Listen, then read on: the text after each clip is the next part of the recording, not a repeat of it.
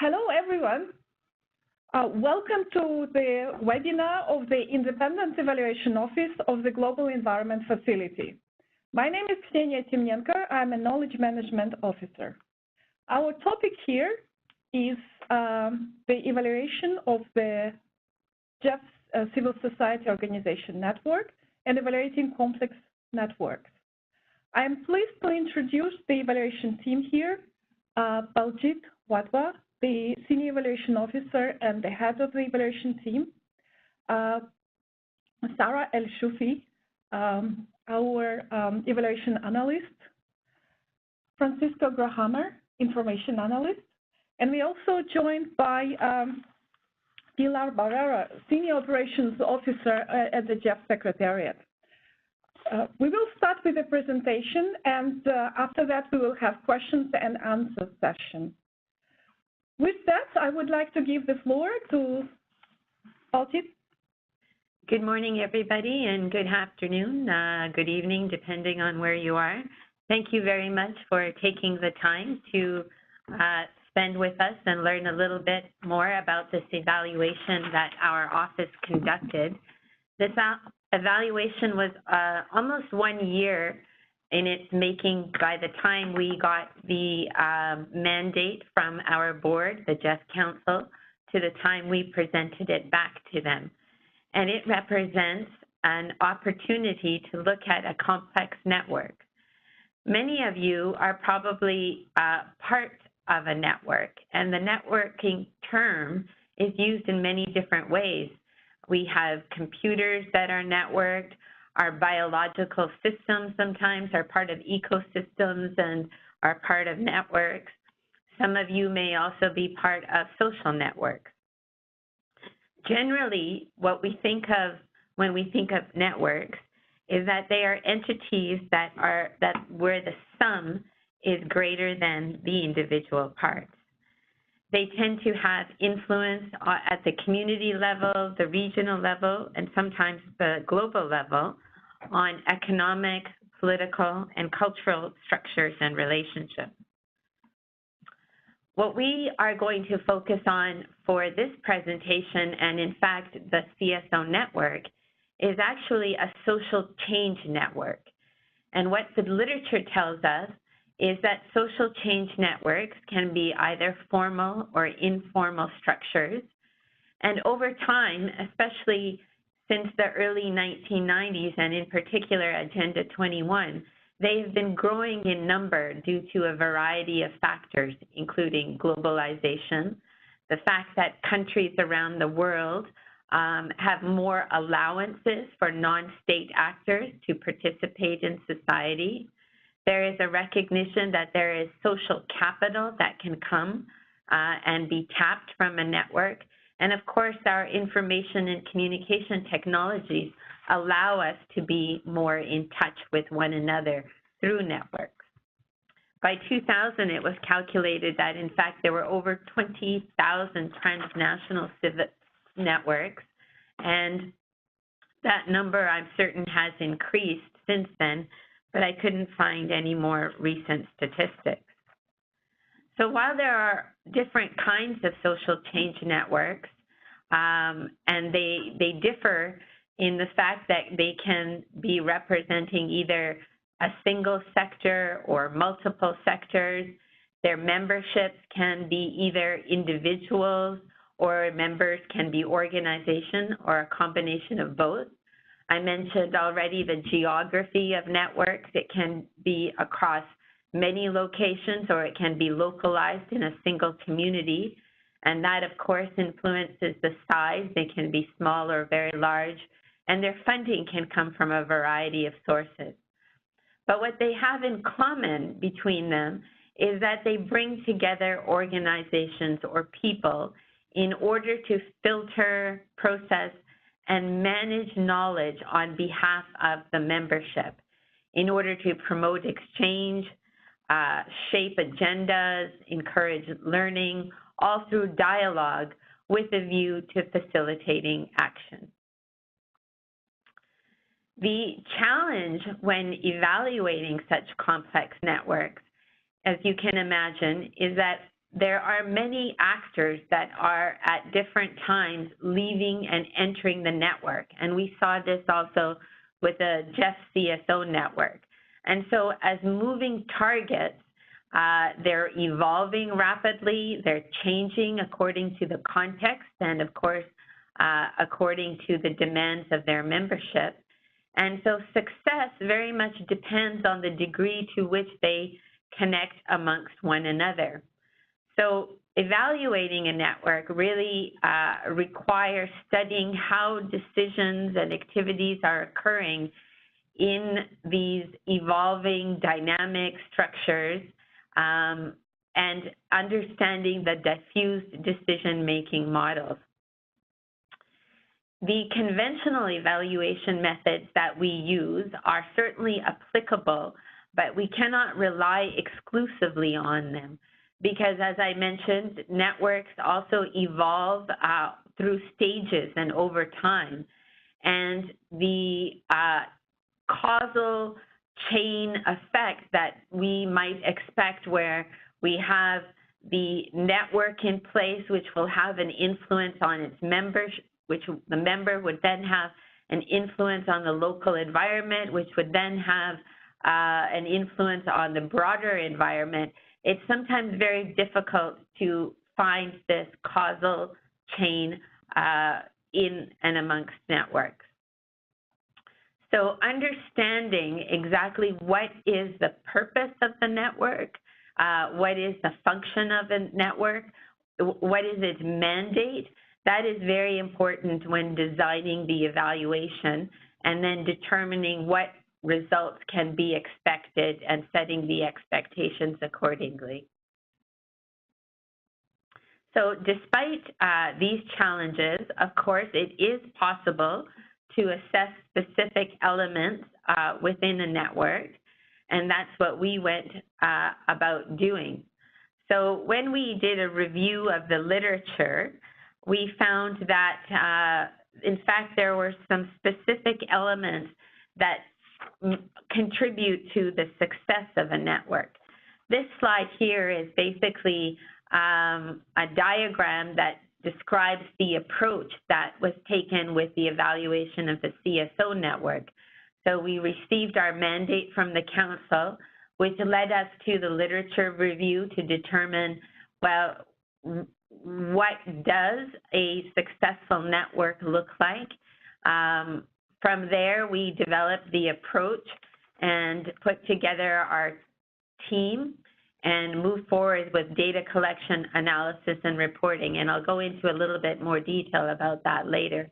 But focusing on what the literature review told us and the mandates or the elements for what makes a successful network, we scanned several past evaluations of networks. We also looked at the literature.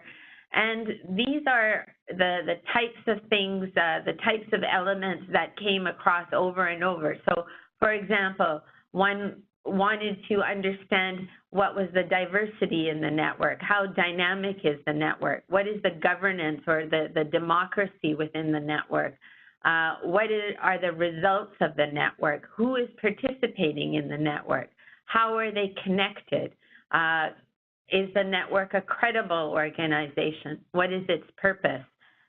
Who is the leadership? So as you can see, there were many elements that were in fact common amongst the literature. So what we arrived at then in our evaluation was to focus on 8 elements and designing the questions for the evaluation around results. So what were the results of the GEF-CSO network? How credible an institution or entity was it? What was the capacity of the network and its membership? How connected were the members? Who are the members? And how was the organization structured and governed? And how was it resourced? And those, as I mentioned, arrived from a scan of several bodies of literature that led us to arrive at these 8.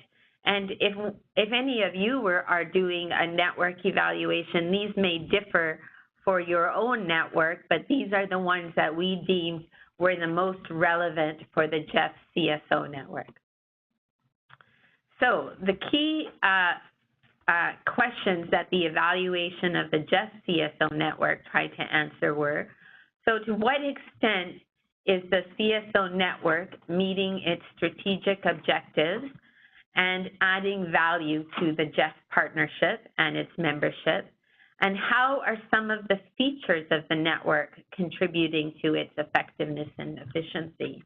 And a third question was that was running throughout the evaluation was, of course, what implications do these answers to these questions have for the next phase and the development and the evolution of the network? So before launching into more about the evaluation itself, what this slide is demonstrating is that really the GEF-CSO network is one among many actors in a rather complex partnership.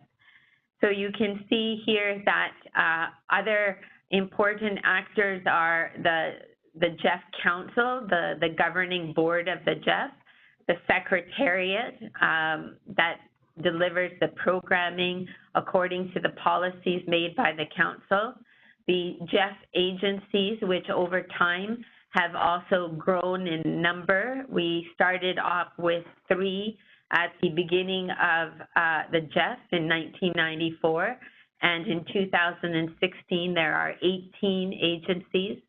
And then on the right-hand column there, or on the right-hand side, we've also got the government, both recipient and donor governments. So this is a rather complex ecosystem that is important to keep in mind. And just going back to the approach here, I mentioned I'd come back to this. So after we got the mandate, I think I mentioned we moved forward then into putting together a team that was made up of 1 senior consultant, myself leading the team, and 2 evaluation analysts. And the types of data that were collected came from various rounds of surveys using critical systems analysis through regional workshops, and perhaps some of you are on the phone, were attending those workshops. We also did social network analysis, something called qualitative QCA, qualitative control factors, and case studies as well. What that led us to then is, sorry, I just went over this, is to then triangulate this information and come up with the findings and the conclusions and the recommendations that we are about to share with you today. So the first conclusion is that the network, sorry, I think these slides are a little bit out of order. Yeah. Forgive me.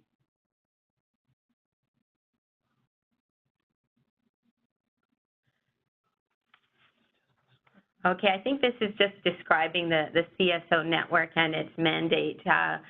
So the network was put together in 1995.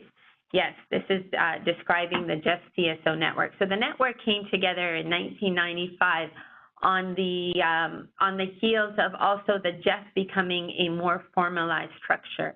And at that time, the GEF Council asked that the network prepare for and report back on the council meetings to the wider CSO communities. So they became, at that time, the structure itself established itself as a formal network. Over time, the network itself has established a mission and a vision and a set of objectives for itself.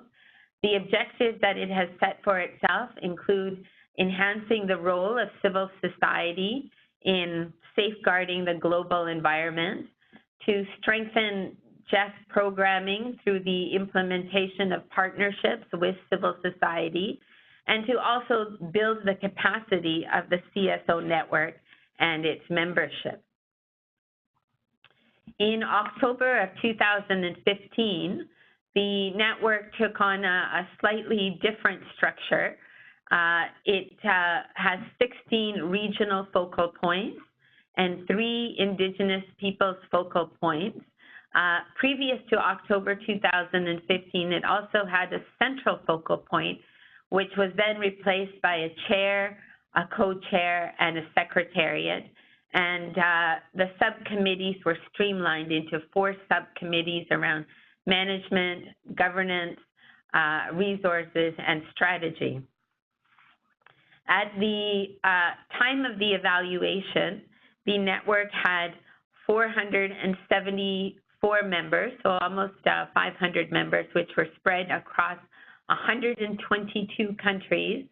And as I mentioned, 16 regional focal points, 3 Indigenous people focal points, and a recent development, 20 countries with what are called country contact points. And now to the conclusions of the evaluation. The first being that the network is relevant and is delivering results to the partnership. The second conclusion was that the network is distant from the country level and as such is unfortunately compromised in its ability to bring forward a country perspective. The third conclusion was that the network is now operating in an expanded GEF partnership without a shared understanding of its role or a vision of the role, and operating with an increasingly complex environment, it has strengthened itself organizationally, but nevertheless, governance challenges remain. So now I'll go into a little bit more detail about those conclusions. The first being that the network is a relevant actor in the partnership, and it has delivered results. The most important result and role for the network is its dissemination role and providing information to its members about what is the GEF. And this core education function is still very much valued by its partnership. The network is also a relevant actor in policy discussions by preparing for meetings at the council and contributing to those discussions.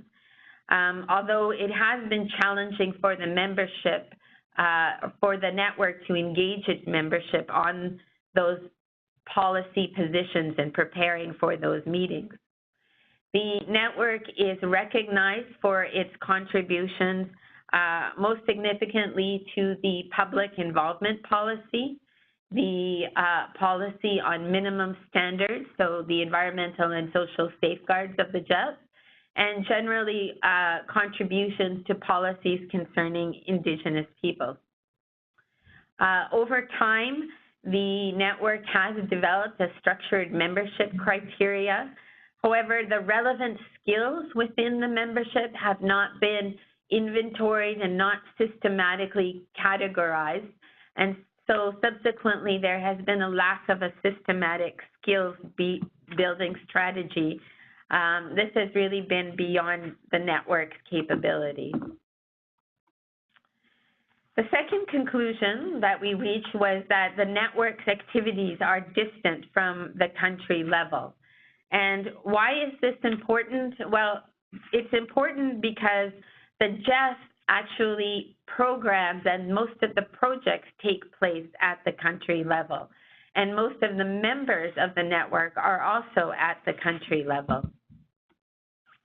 What we see in this diagram, which is a result of the social network analysis that was carried out, the purple nodes represent the 16 regional focal points and the Indigenous peoples focal points.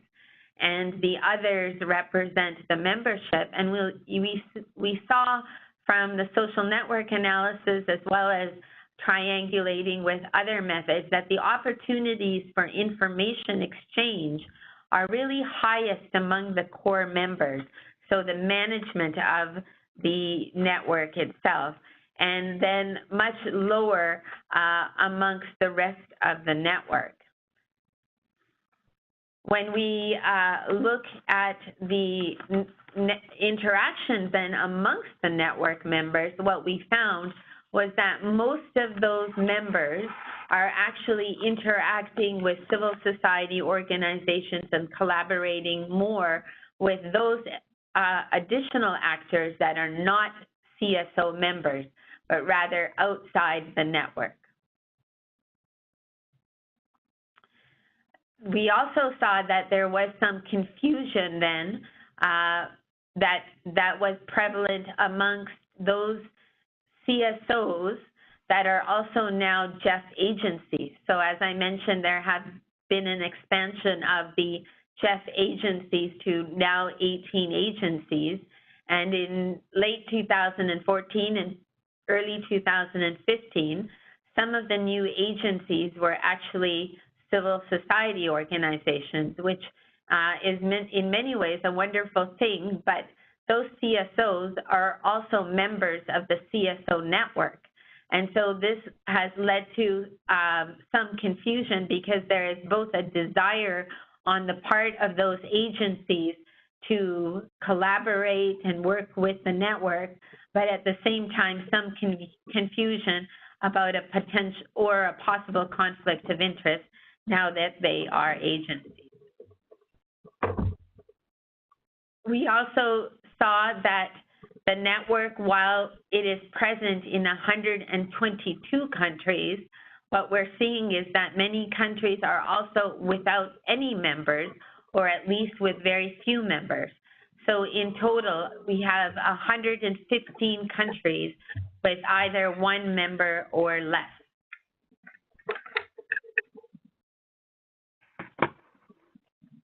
The third conclusion that we arrived at is that their network is now operating in an expanded partnership, but there is a lack of a contemporary vision or guided understanding about the relationship or the role of the network in this expanded partnership.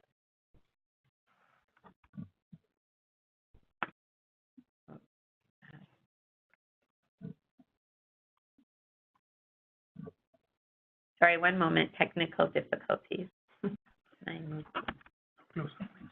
Can we ask everyone to mute your microphones, please?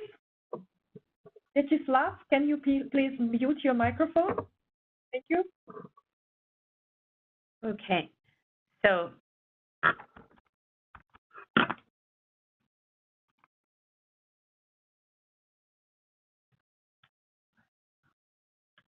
the network is, and because of this lack of a shared vision, the network role in the partnership is also not articulated in the context of a results-based work program. So a supply-demand dynamic. What is it that the network can provide to the GEF partnership, and what is it that the GEF partnership needs? At the same time, you have the management or the regional focal points that are contributing significant amounts of time and money, but doing so without really the resources to do much more than what they're currently doing and make the outreach to the country level that is needed. So without this, within this context, we have a lot of fatigue at that level, and it would be unrealistic to expect much more from these entities. The last conclusion concerns the governance of the network, and as I mentioned, the organization has strengthened itself. There is membership criteria that has come been put in place. The network has developed a strategic planning orientation. But unfortunately, for example, there are still challenges. So we saw that while there is an interest in non-members in joining the network, in our survey, 95% expressed interest. For various reasons, only 25% apply. So the conversion rate is very low. And that could be due to membership process being rather complex, slow, and unresponsive is what we found in the evaluation. We also saw that the terms of the regional focal points could be strengthened or could be re-examined for perhaps decreasing the time. Currently, the term is at a 4-year term, renewable once, so a maximum of 8 years. And what we saw in the evaluation is that this prevents growth at the regional or the country level, and perhaps is preventing additional entities and people from getting involved. Furthermore, when there are conflicts within the network, there is no mechanism to determine whether or not the complaints are valid or not. So the veracity of the complaint needs to be strengthened, or there should be a mechanism we suggest for looking at conflict resolution processes. So based on those conclusions, the evaluation also makes 4 recommendations.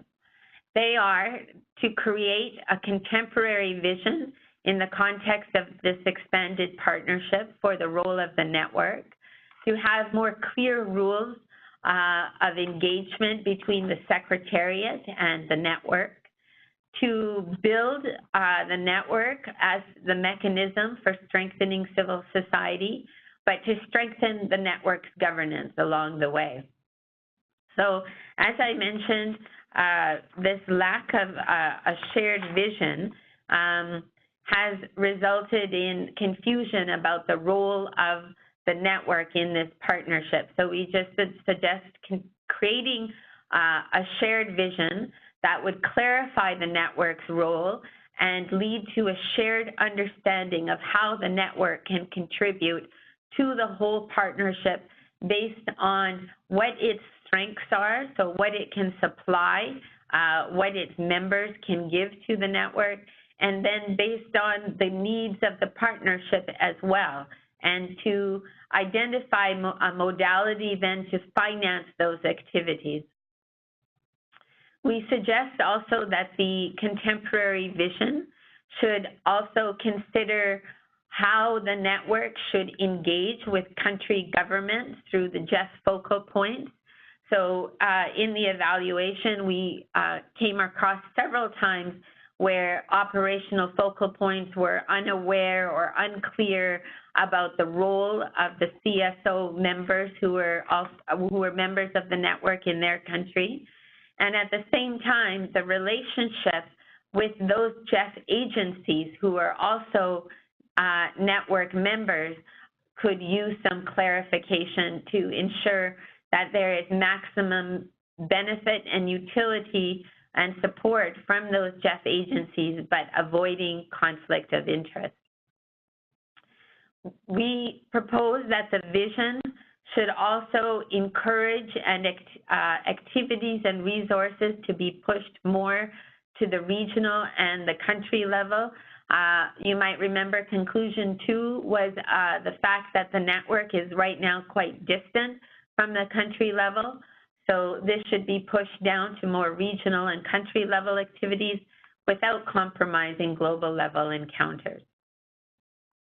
The second recommendation concerns rules of engagement developed between the GEF Secretariat and the network itself. And the reason we suggest this is that we believe that there are shared common interests, namely the global environment and the global commons. This is something that the members who are all organizations working in the area of sustainable development are working for, and of course this is what the GEF is working for.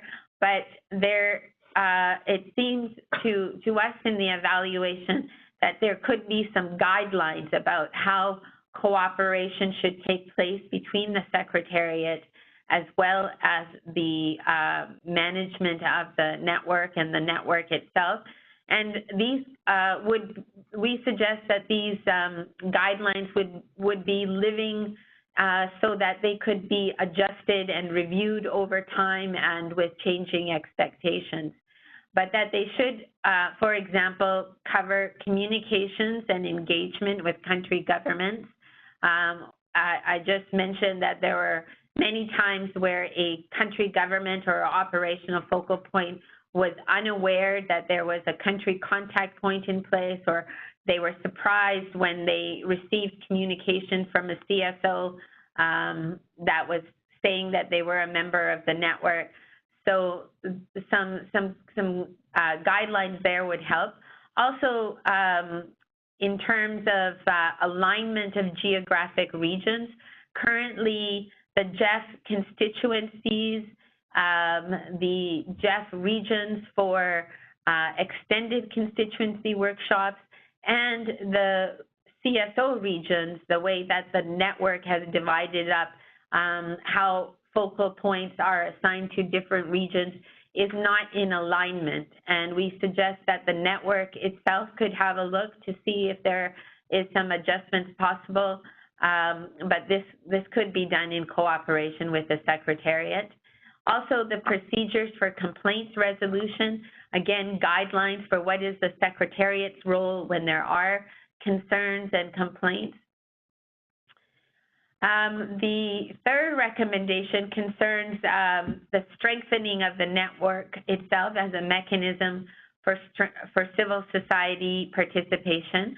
So the evaluation, as indicated, suggested that the network has indeed developed membership criteria. It has put in place a strategic planning orientation, but we think that this could be strengthened by actually having a strategy for building member skills. These skills would be, for example, in the areas of policy advocacy, monitoring and evaluation, knowledge management, specific focal area expertise, project management, and where the skills should be built and whose skills should be built, of course, should be informed by an inventory that maps the organizational abilities. So we know where so the network would know where are the weak points, so the network would know where are where the effort is needed and by whom.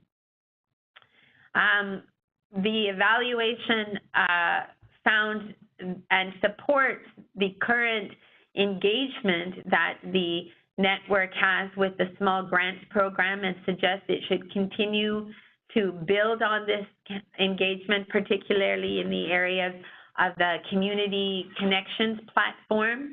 And that is a knowledge platform that allows exchange of what is happening at the country level, and also the government dialogue platform.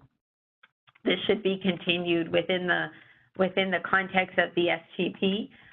But the evaluation recommends that the network should look beyond traditional partnerships and also expand its coordination or its partnership with, for example, staff, the new agencies, and of course with the government.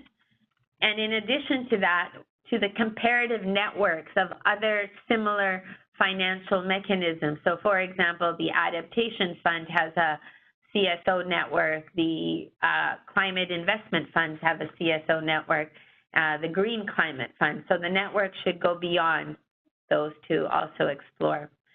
Finally, the fourth recommendation concerns the governance of the network itself and a recommendation to strengthen it. Areas where the evaluation found needed attention was to make further progress on annual work plans. So while there has been work done on a strategic work plan that was, I believe, 7 years, the annual work plans still are a work in progress.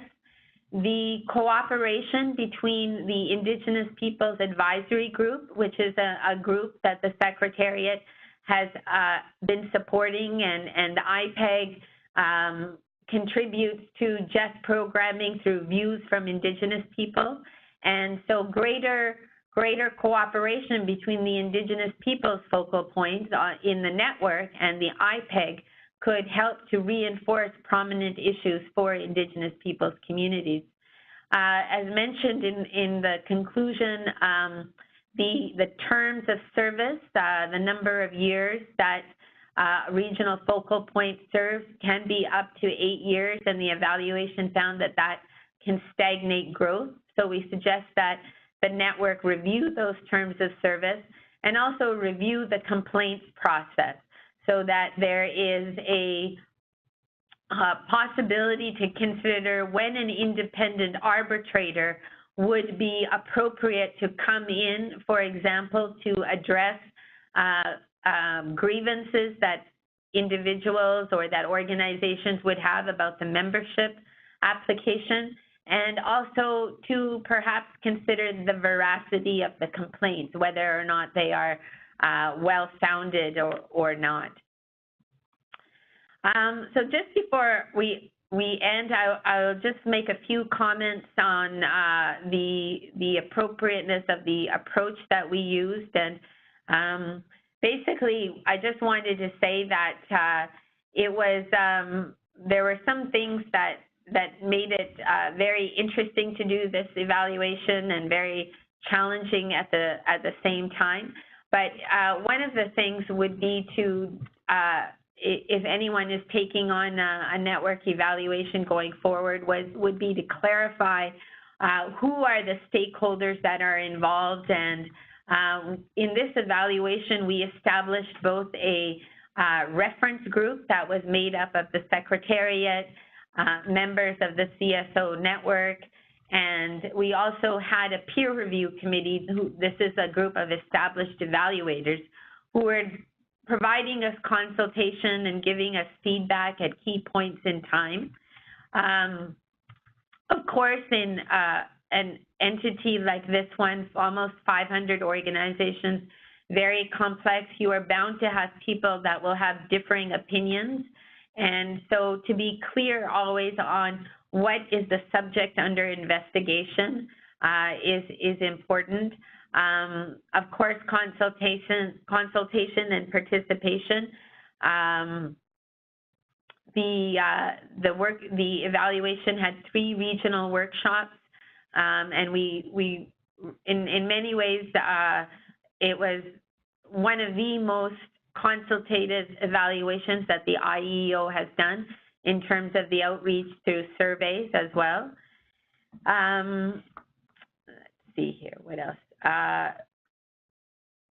In terms of the design, while we did use some evaluation methods, for example, like social network analysis, the methods were not all completely new techniques. So this evaluation and any network evaluation can still deploy standard network or standard evaluation practices, but it's important to take that network perspective to them.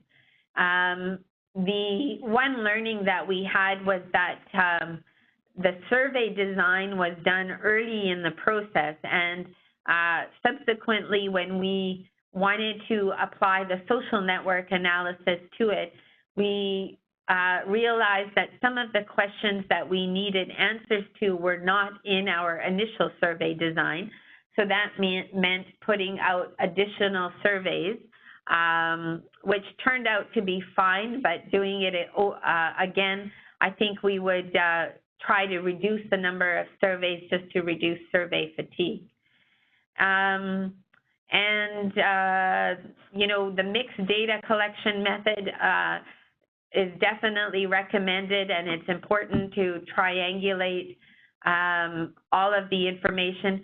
And it's also important to get the sequencing right and about these views so that you can do the appropriate analysis and synthesis at the end. So with that, that brings me to, I already mentioned the triangulation. Oh, one last thing, the ecosystem imagery, which we used in this presentation and also in the presentation to the council, I think we found that very helpful to convey the complexity of the network function. So again, for those of you who may be considering doing a network evaluation, that was very useful. So with that, I will end my formal presentation, and we look forward to questions about both the design of the network evaluation and the specifics of this case study, the GEF-CSO network, from all of you. So thank you very much for your attention.